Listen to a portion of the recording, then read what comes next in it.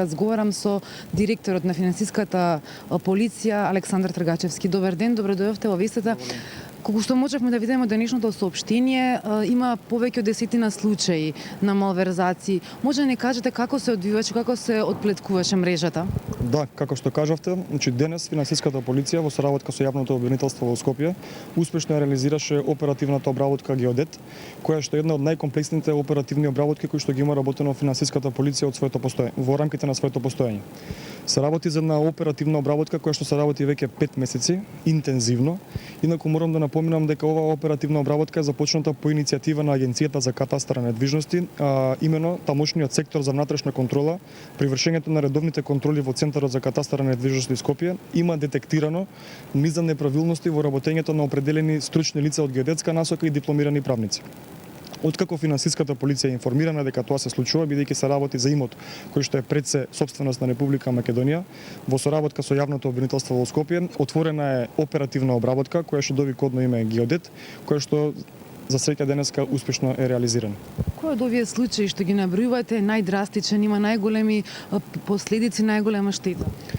Откриени се преку 40 случаи каде што буквално имаме документирано повеќе кривични дела, од злоупотреба на службена положба и властување, примање на подкуп, помагање, поднесување на лажни докази во постапка и така натаму.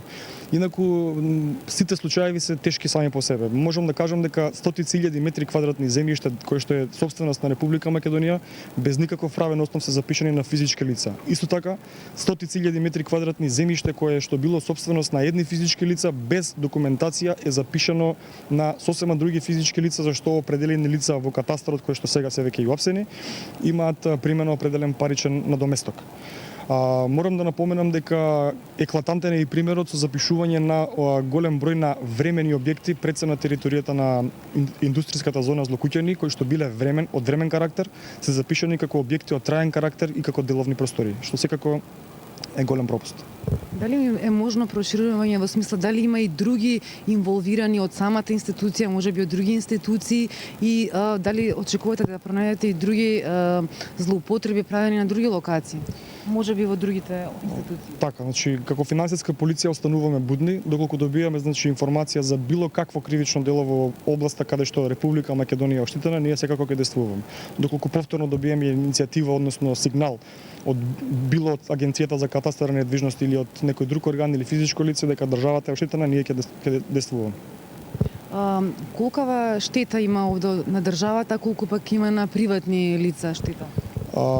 Вкупната штета на цена целокупната оперативна обработка според проценките кои што ги добивме од надлежните органи е некаде над 5 милиона евра.